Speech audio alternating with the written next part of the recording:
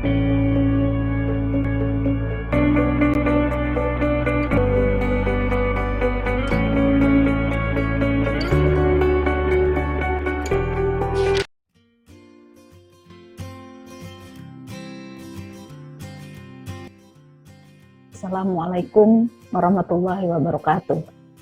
Semangat pagi. Salam sehat, bahagia untuk kita semuanya.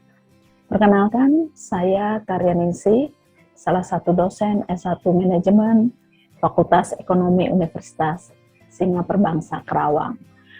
Pada kesempatan ini, saya akan menjelaskan tentang penelitian yang pernah saya lakukan sebagai unjuk kerja bidang penelitian dan publikasi.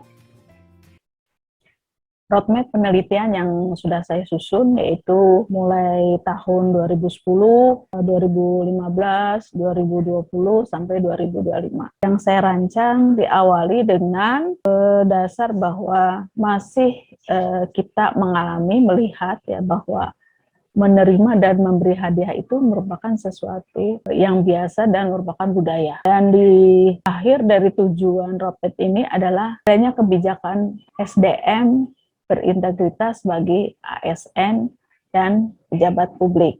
Nah, kenapa itu tadi menerima dan memberi itu menjadi budaya sebagai titik awalnya? Itu adalah sesuatu yang baik. Namun, dalam implementasinya, menerima dan memberi itu bisa disalahgunakan dan menganggap sesuatu hal yang biasa, walaupun dalam pelaksanaannya adalah untuk hal-hal yang tidak harusnya dilakukan, ya, khususnya bagi ASN dan pejabat publik.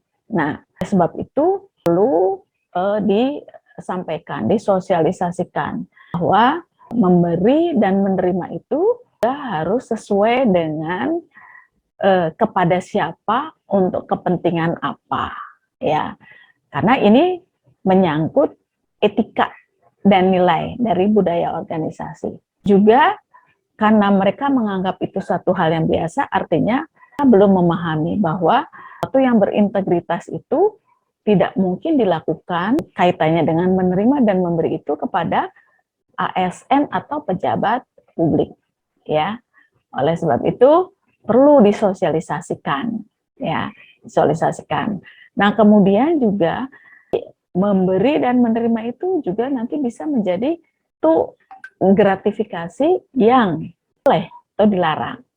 Yang menerima dan memberi itu juga gratifikasi, tapi artinya pengertian gratifikasi secara luas, ya. Nah, hanya yang kita hindari jangan sampai menjadi gratifikasi yang dilarang, yang tidak boleh. Oleh sebab itu perlu sistem integritasnya seperti apa. Nah, itu bisa kita mulai, dan sekarang sudah mulai ditata sampai tahun 2015 ini, ya. Dan itu tentu saja sistem integritas itu harus diimplementasikan, ya.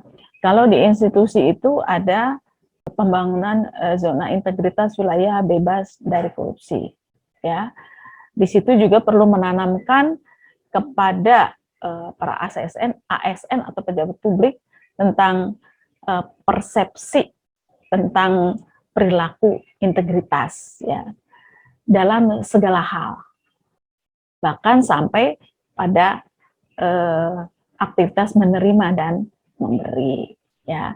Nah, setelah diimplementasikan sistemnya, ya, kalau dibangun itu yang sudah dibangun, ya, kalau di Universitas Singa Perbangsa Kerawang sebagai pilot project-nya di sini Fakultas Ekonomi, ya, dalam membangun ZIWBK. Nah, setelah diimplementasikan tentu saja perlu dievaluasi sistem integritasnya tersebut, ya, dan juga perlu dibangun SDM berintegritas. Nah, untuk SDM berintegritas tentu saja perlu dilakukan workshop dan penanaman secara terus-menerus, juga internalisasi tentang nilai-nilai integritas yang dibangun di institusi tersebut. Nah, sehingga berujung nantinya ada satu kebijakan, ya, SDM yang berintegritas bagi ASN dan pejabat publik.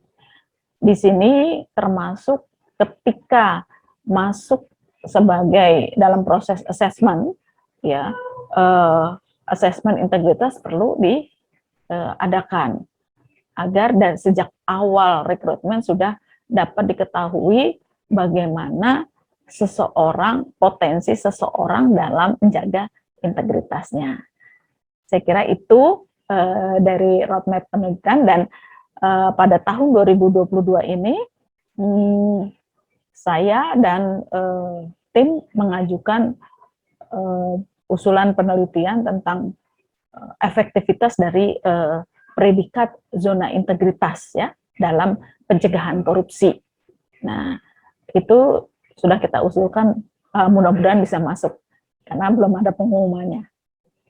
Penelitian yang saya lakukan selama ini ya,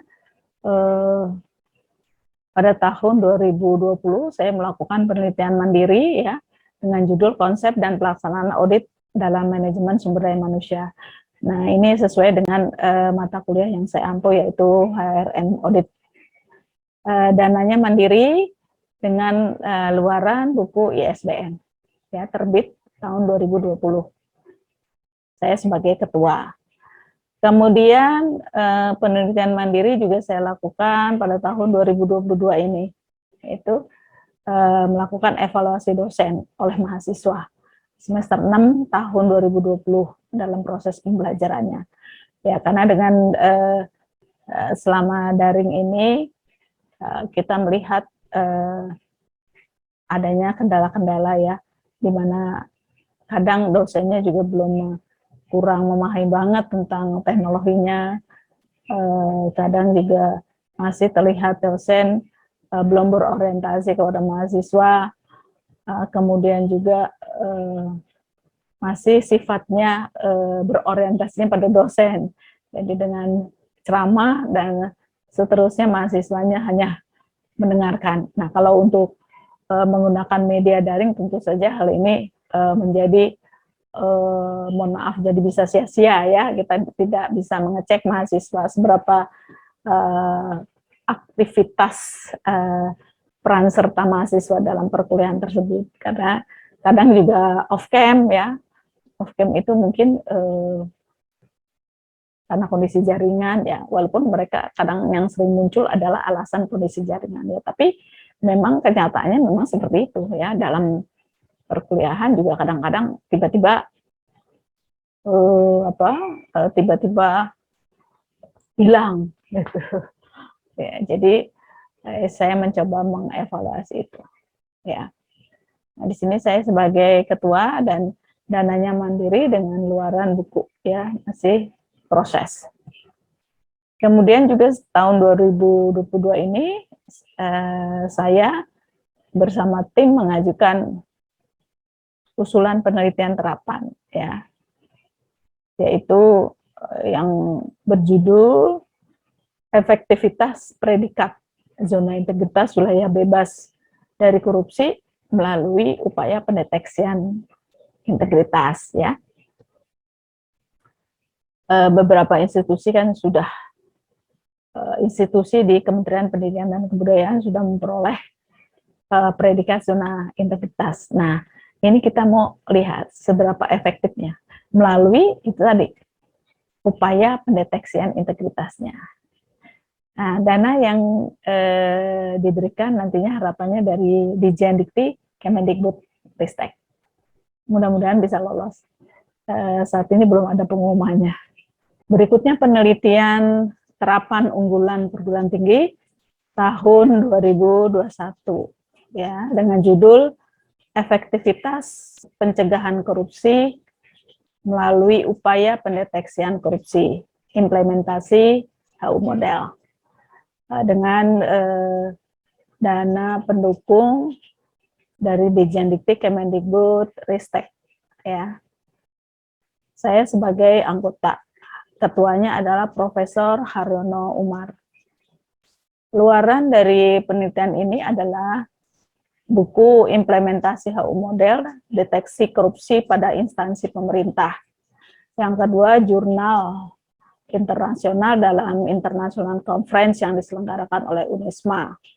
Yang ketiga, jurnal internasional yang diselenggarakan oleh Budapest International Research. Yang keempat, buku chapter berjudul Politik Hukum. Yang kelima, jurnal yang juga sudah publish dari Critic University.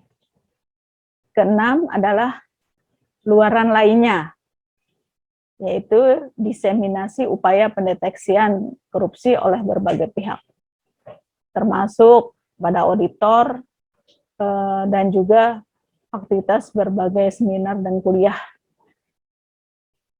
pada beberapa perguruan tinggi, instansi, dan lain-lain. Untuk hasil publikasi adalah sebagai berikut, yaitu buku book chapter Manajemen Sumber Daya Manusia, Prinsip Dasar dan Aplikasi. Kemudian book chapter Politik Hukum, juga proceeding, ini HU model, ya, Analysis in Corruption Detection. Berikutnya adalah jurnal terbitan Sinta 3, dan juga ada beberapa Sinta 5, ya. Nah, ini jurnal yang terbit.